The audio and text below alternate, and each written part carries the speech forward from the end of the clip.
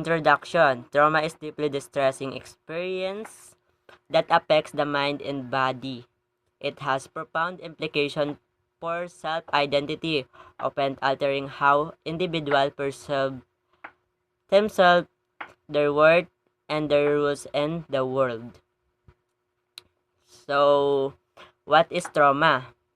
Trauma is refers to the experience that overwhelm an individual's ability to cope. This can include abuse, accident, natural di- disaster, or loss. Trauma impact emotional, physical, and mental health. So, dun po sa sinasabing what is trauma, tumutukoy daw po sa malalim na sugat o yung karanasan na physical, emotional, o psychological or hindi kayang harapin ng isang individual na tao. So, meron po tayo ditong 3 types of trauma and self-identity. Una ay fragmentation of identity. Trauma can cause a disconnection from one's sense of self na tumutukoy sa paghiwalay ng sariling pagkatao. Altered self-worth. Ito po yung pangalawa. Victims may feel guilt, shame, or unworthiness. Yung pangatlo naman po ay difficulty in forming and maintaining relationship due to trust issues or yung hirap sa pagtitiwala na nagiging problema sa relasyon. About psychological impacts, meron po tayo ditong 3. Post-traumatic stress disorder or PTSD. Number 2 is depression and anxiety. Number 3 ay dissociation. So, number 1 is PTSD. Reliving traumatic events, hypervigilance, and avoiding behaviors. Number 2 is persistent sadness, fear, or worry. Number 3, dissociation, feeling detached from reality or oneself. So, sa PTSD daw pa yung pagpaulit-ulit ng alaala ng trauma o pagiging alerto o pag-iwas. Depression and anxiety, yung patuloy po na kalungkutan at pag-aalala. So, sa dissociation ay feeling niya po ay nakahiwalay po siya sa realidad o sa kanyang sarili. Next is healing and rebuilding identity. Number 1, therapy, counseling, and trauma.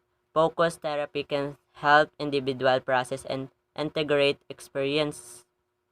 Number 2, support networks, building trust and connection with others. Number 3, self-reflection, rediscovering personal values and strength. So, dito na po tayo sa conclusion. Trauma is significantly affects self-identity, but recovery is possible.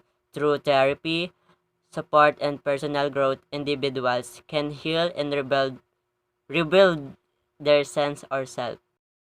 3 types of trauma. Number 1 ay acute trauma. Number 2, chronic trauma. Number 3, complex trauma. So, dito daw po sinasabi na doon po daw po sa acute trauma is yung acute trauma daw pa isang biglaan or malubhang pangyayari na nagdudulot ng matinding pinsala sa katawan o emosyon. Example po nito ay ito ay dulot ng aksidente, kalamidad, or karahasan. Tsaka po sa sa chronic trauma is yung uri ng trauma na tumatagal ng mahabang panahon at paulit-ulit na nararanasan. Karaniwang ito'y pangyayari kapag ang isang tao ay patuloy na nakakaranas ng matinding stress or pinsala tulad ng abuso, pagkalugi, or pangmatagalang karahasan. Hindi tulad ng acute trauma na isang biglaang at pansamantalang karanasan lamang. So, doon po sa complex trauma, sinasabi po doon na ito ay uri ng trauma na simpleng salita.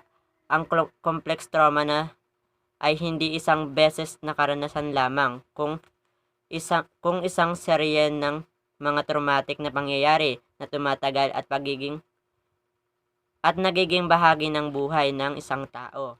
Example, kunwari po yung isang bata na patuloy na binubugbog o inaabuso ng magulang ay maaaring makaranas ito, ito po ay tinatawag na complex trauma.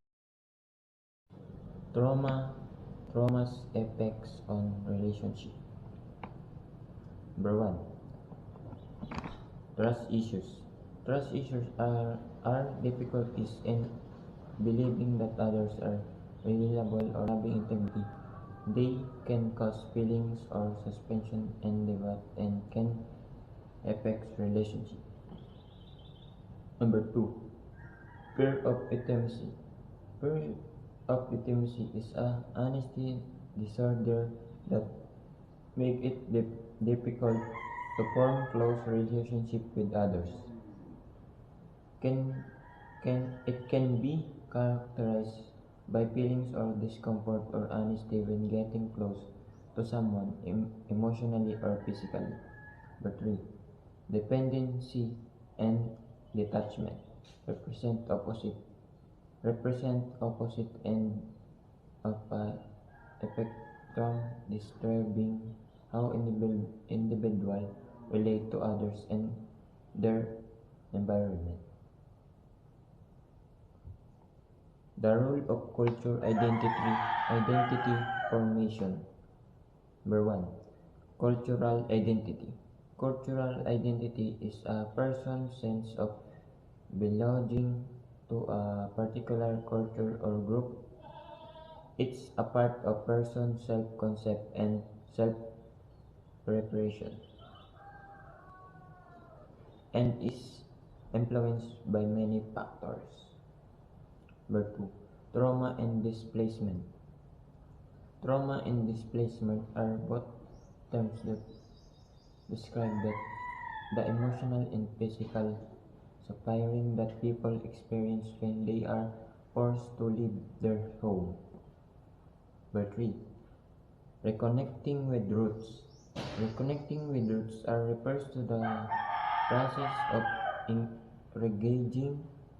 re-engaging with one's cultural heritage,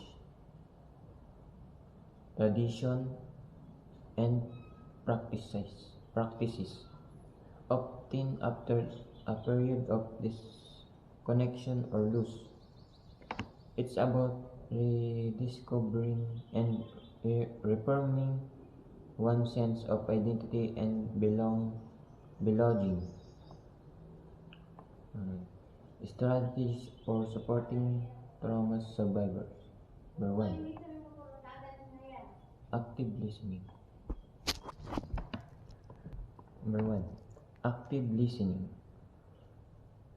Active listening is a communication technique that requires that listener to fully concentrate on what the speaker is saying, both verbally and non-verbally. Number 2. Educate yourself. Educate yourself means to proactively seek out and acquire knowledge and understanding on a particular topic or subject. Number 3. Encourage professional help. Encourage professional help means to advise someone to seek assistance from a qualified professional such as a therapist, counselor, doctor, or other expert to address a specific problem or issue. Inspiring stories of resilience. Number 1. Survivors who have overcome trauma often share their stories to inspire others. Trauma survivors can share their stories to inspire others by helping to normalize difficult feelings and the importance of being self-aware. They can they can also help others understand that their experiences are relevant and worthy of being shared. Number 2. Highlighting example of rebuilding identity and finding purpose. Ang ibig sabihin daw ng highlighting example of rebuilding identity and finding purpose. Showcasing instances where individuals, after significant challenge, often trauma or adversity, have successful reconstructed their sense of self and discovered a meaningful direction in life. Number 3. The role of communication in self-determination and recovery. Communication and self-determination are both crucial for successful recovery from various challenges such as addiction, mental health issues, or other setbacks. Physical impacts of trauma. Number 1. Chronic stress. Chronic stress is prolonged excessive stress that continues over long period. Unlike short-term stress, which is a normal response to challenge, chronic stress overwhelms that body ability to cope, leading to significant negative impact of physical and mental health. Number 2. Health issue. A health issue is a problem affecting the physical, mental, or social well-being of an individual. This encompasses a broad range of conditions from minor ailments to serious illnesses. Number 3. Sleep disturbance.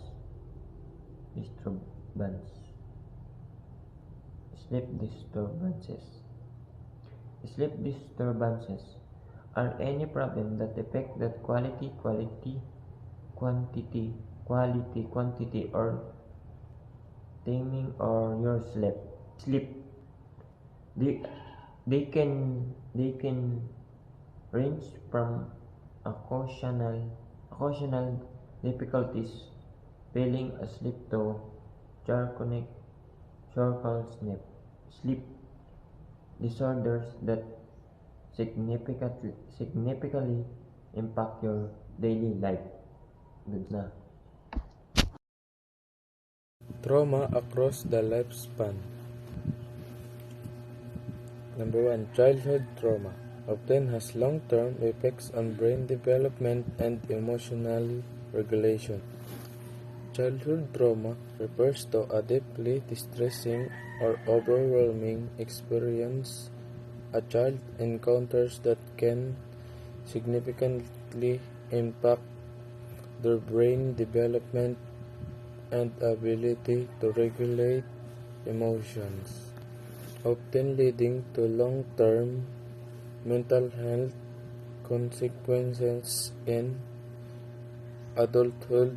This can include experiences like abuse, neglect, witnessing violence, or major life disruption during critical developmental periods.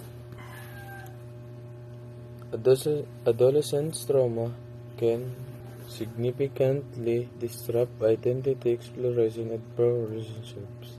As experiencing a traumatic event during this critical developmental stage can lead to negative self-perceptions, difficulty trusting others, and challenges in forming healthy connection with peers, hindering the process of figuring out who they are and how they fit into the social world.